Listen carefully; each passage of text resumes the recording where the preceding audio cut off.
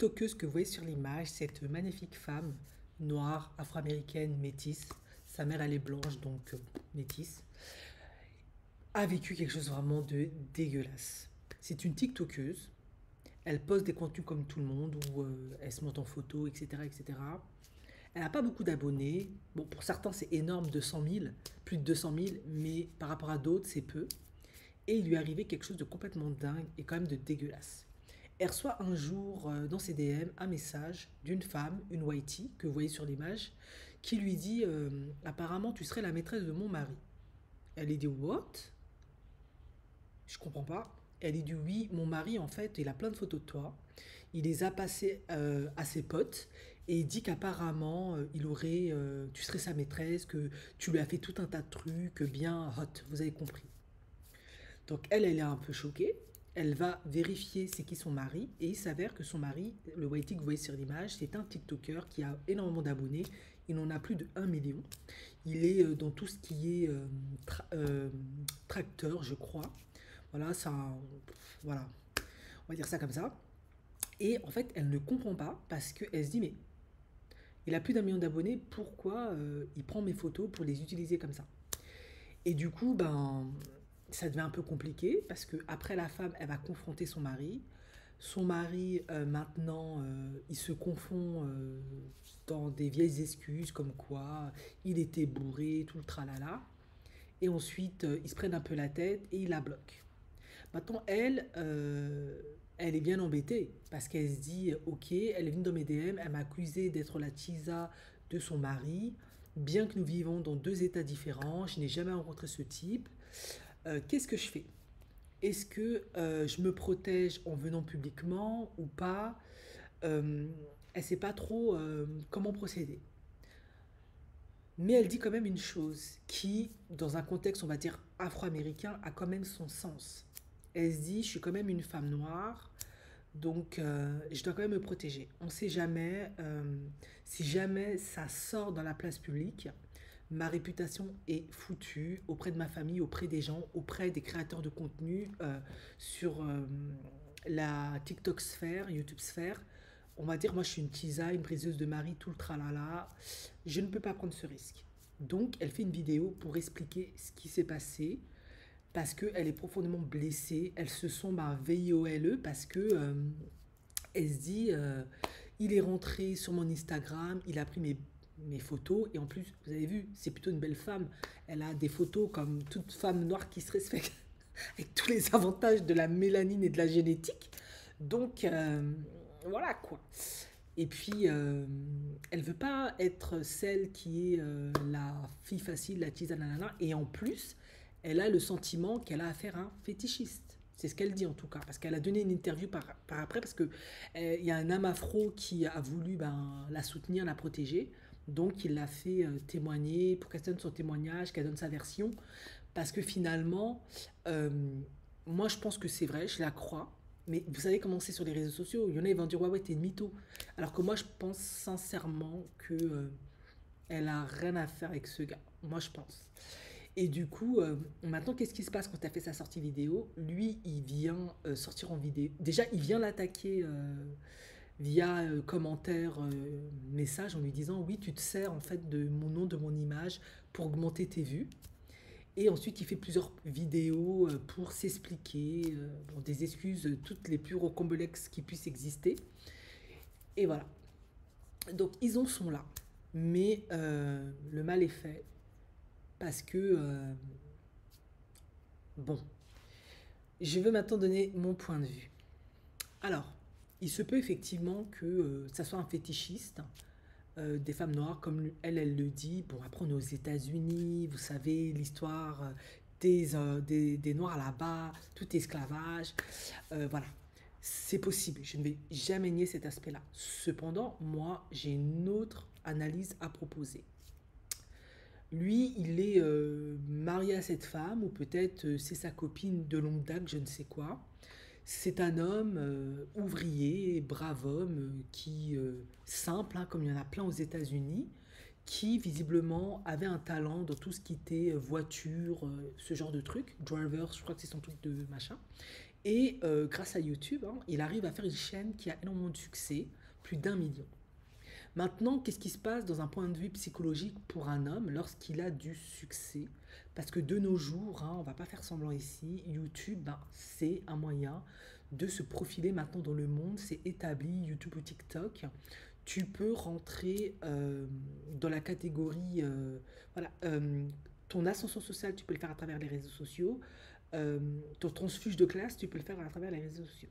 Donc lui, il a plus d'1 million d'abonnés sur TikTok. TikTok rémunère ben, les gens qui ont des contenus qui ont beaucoup de vues. Je vais partir de postulat, je dis ça vaguement, après je ne connais pas les chiffres exacts, qui doit bien gagner sa vie, on va dire ça. Du coup, bah, il développe de classe. Mais qu'est-ce qui se passe psychologiquement pour les hommes lorsqu'ils ont de l'argent? La plupart des hommes, lorsqu'ils ont de l'argent, pas tous, mais la plupart c'est comme ça, eh bien, comment eux, quand ils ont de l'argent, ils se renarcissent et ils améliorent leur estime d'eux-mêmes et leur valorisation sociale. Mais souvent, ils essaient d'avoir à leur côté une très très très très belle femme. Et cette femme, bah, vous l'avez vue, elle est magnifique, on va pas se mentir. Elle a tout ce qu'il faut là où il faut. Et en plus, elle a donné une information importante, elle a 27 ans. Donc elle est plus jeune. Lui et sa femme en ont 40. Donc, ben, elle coche toutes les cases. Maintenant, sa femme ou sa copine, je ne sais pas avec qui il est, euh, elle est jolie, mais voilà, c'était The Girl Next Door, peut-être avec qui il a grandi, avec qui il était depuis Mathusalem, voilà. Rien de... Elle est normale, quoi, on va dire ça comme ça. Par rapport à elle, quand tu compares, il n'y a pas photo. Et je pense que inconsciemment, pour moi, c'est ce qui s'est passé. Maintenant, pourquoi prendre une femme métisse, ce genre de femme-là? Ben, peut-être que je dis pas qu'il n'y a pas de fétichisme, comprenez-moi bien, mais c'est pas toujours du fétichisme. C'est simplement que de nos jours, il y a les influences des artistes à travers le monde, des actrices noires à travers le monde, qui font que des Ciara, des Beyoncé, pour ne citer que celle-là. Bon, elle est métisse en l'occurrence, donc je vais prendre plutôt des light skin. Eh ben, ça influence les gens en fait. C'est pas toujours du fétichisme en fait. Du coup, ben, peut-être que lui, inconsciemment, c'est sa préférence, on va dire ça comme ça. Et il se dit, ben, il s'est toujours dit, ben, le jour où je suis monstre blindé, je vais prendre une femme qui est monstre canon, monstre bonne, et je vais prendre une femme métisse. Parce que les rappeurs ont ces femmes-là, parce que les stars du cinéma noir ont ces femmes-là, parce que c'est beau, parce que ça donne bien, parce que ça fait stylé. Le monde a changé, il faut se réveiller. Et du coup, c'est peut-être juste ça qui s'est passé.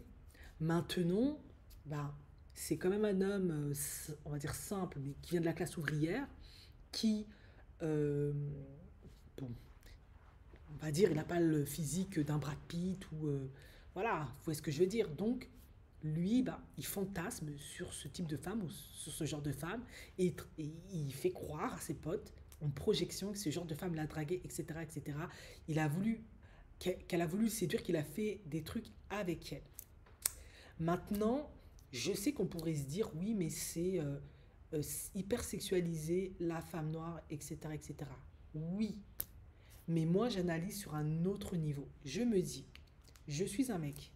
Maintenant, je suis avec ma nana depuis Mathusalem, la fille avec qui je traîne dans le quartier depuis que j'ai 16 ans, admettons. C'est ce genre d'histoire. Maintenant, moi, j'aimerais avoir ce type de femme-là. Sauf que, comment je fais, maintenant que j'ai plus d'1 million d'abonnés et j'ai le jet, pour genre me débarrasser de celle-là, pour prendre une qui est mieux? Sans qu'on me critique, comme reproche, machin. Ben, c'est très simple. Je vais prendre la photo de ce que j'aime sur les réseaux sociaux ou quelque part. Je vais la faire tourner parmi mes potes et je vais voir leur réaction. Maintenant, si mes potes me disent, mais vas-y, les gars, c'est un autre, les gars, c'est pas comme nous les nanas, hein. Vas-y, elle est trop bonne, elle est trop magnifique, va la gérer, machin, machin, machin. S'ils me donnent le feu vert, si j'ai leur validation sociale de la communauté, eh bien, ça veut dire que psychologiquement, si jamais je vais gérer ce genre de femme-là, pour du sérieux, hein, ou juste pour du mougouli, peu importe, ma copine devient ce genre de femme-là, eh bien, je sais que mes potes, mes gars sûrs, ils seront derrière moi.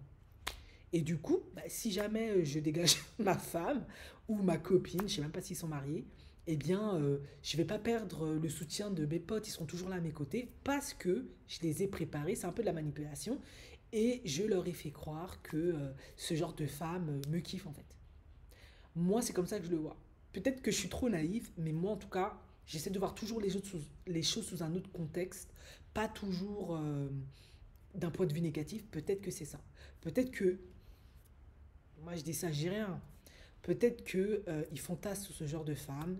Maintenant que le gars il a du succès, il a de l'argent, il veut ce type de femme-là, une belle femme noire, métisse, qui te met en valeur, mais il est avec elle depuis Mathusalem. Sauf que c'est pas qu'il aime plus, mais il se dit bon, je peux avoir mieux, et il sait pas comment la dégager sans qu'on le traite de salaud, de connard et tout et tout. Ben, tu vas dire genre que elle a essayé de me gérer, que je plais à ce genre de femme et tout et tout et tout. Et puis voilà. Pour moi, c'est ça. Après, qui sait? Peut-être que parce que sa femme, comme elle a découvert le poteau rose, sa femme ou sa copine, c'est parce qu'elle est partie fouiller dans ses DM. Du coup, une autre chose m'interpelle. Pourquoi t'es parti fouiller dans les DM de ton mari si il n'y avait pas déjà un doute sur votre relation? Il se peut qu'en fait ce gars, quand elle se balade avec lui ou quand elle est avec lui, il fait toujours des commentaires sur un type de femme, sur des artistes, dans la rue, ce genre de profil de femme, ne sais-je. Et ça lui a mis la puce à l'oreille et c'est pour ça qu'elle est partie vérifier dans les DM si son mari était infidèle ou draguait d'autres nanas. Il n'y a jamais de fumée sans feu, hein. Souvent, quand tu vas vérifier ou fouiller, c'est que tu as des doutes parce qu'il y a des comportements, des propos, des non-dits, des lapsus, des actes manqués qui te donnent l'impression qu'il fait des bails chelous. Et elle est tombée sur ce qu'elle cherchait. Ce qui signifie que si plus tard, eux, ils se séparent parce que soit il l'a trompée, soit il veut plus d'elle, je ne serais pas surprise. Parce que lui, visiblement, il a envie de tester autre chose ou de se mettre avec autre qui considère, maintenant qu'il a plus d'un million d'abonnés, qu'il a du succès et de l'argent, ça va souvent avec l'argent, son standard de femme. Vous voyez ce que je veux dire? En gros, pour moi, c'est ça. Ça peut être du fétichisme, pourquoi pas, mais visiblement, si elle, maintenant, elle a paniqué sa femme et elle a appelé l'autre pour s'assurer que c'était pas la maîtresse Touchny, c'est que depuis un moment, c'est plus trop ça. Donc, comment moi je vois les choses? Après, ça peut être faux, c'est mon analyse. Si demain, ce youtubeur-là, Whitey, vous le voyez en couple avec une femme noire, ils font des vidéos ensemble et ça fait le genre le Black Wife Effect, avant, après, il ne faudra pas être surpris. Parce que, pour moi, il a annoncé la couleur. Il a dit, moi, maintenant que j'ai du succès, je veux ce type de femme-là. Je fais femme noire, femme métisse. Ça, c'est ma catégorie maintenant. Et il se peut, j'avais oublié que ben, avec tous les réseaux sociaux, le Black Wife Effect et tout, ben il y en a plein qui se font influencer en fait. Et ils se disent, ben voilà, si je me mets avec une femme métisse, une femme noire, et qu'on fait un bon petit couple interracial, ça va encore plus faire exploser les followers, ça va faire trop cool, trop yes, on va être trop on hype. Et oui, la communauté noire, il y a du level dedans. Il y a de la richesse, il y a de la matière. Ça génère de l'argent, les noirs. Je sais que beaucoup de gens, quand ils disent ça, ils sont dubitatifs, mais c'est vrai. Faut pas toujours voir le côté tiers-monde, pauvreté, ghetto, ratchetance. Non, il y a un autre aspect qui te donne beaucoup d'argent quand tu es avec les noirs, autant les hommes que les femmes noires en fait. C'est juste, faut pas être con, il faut juste aller au bon endroit. Et peut-être que lui aussi, c'est ça. De nos jours, donc moi, bon, pour la femme métisse, je suis désolée pour elle. Ben, en tout cas, j'espère que pour le coup, pour ce qu'il t'a fait, ça va faire augmenter tes followers. Parce que oui, effectivement, il y a atteinte à ta réputation. Tu mérites amplement de te servir de cette histoire pour augmenter tes followers, pour te faire voir. Et d'ailleurs, c'est ce qu'elle a fait. C'est très smart. Et pour elle, ben, la femme là, moi, si j'étais elle, ben, soit j'essaierais d'aller voir un conseiller conjugal pour régler les problèmes, soit je me préparerais à un jour que ce gars il prenne la tangente. Parce que je dis pas que les hommes n'ont pas de temps en temps des phases comme ça où ils veulent aller à gauche à droite, mais quand il a fait son ascension sociale, on va dire ça comme ça, alors qu'il avait rien, tu étais avec lui et maintenant il fantasme sur des femmes qu'il considère méritées, ben c'est que t'étais pas son standard. Il t'a pris parce qu'il était dans la galère, donc toi, t'étais ce qu'il pouvait avoir accès. Maintenant, il considère qu'il peut avoir mieux. Cette femme métisse noire qui est. Quand je dis noire, c'est parce qu'aux États-Unis, métis noirs, ils sont tous noirs. Voilà, règle du One Job Rule. Euh, Bah, elle a fait l'Uni, elle est très belle, elle se présente bien, tout ça, tout ça. Bah, peut-être que lui, il veut ce genre de femme-là à ses côtés, en fait. Ou ça peut être du fétichisme.